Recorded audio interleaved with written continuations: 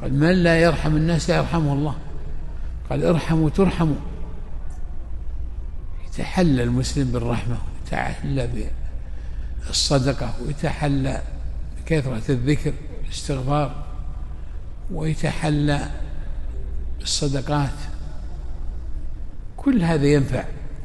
يوم لا بانوا ولا بنون لم يأت الله بقلب سليم. والله تعالى قال عن الأبرار يطعمون الطعام على حبه مع حاجتهم إليه مسكينا ويتيما وأسيرا يقولون حال طعام إنما نطعمكم لوجه الله آثرناكم على أنفسنا لا نريد منكم جزاء ولا شكورا، ما نريد منكم تشكرون ولا تدعون لنا حتى الدعاء.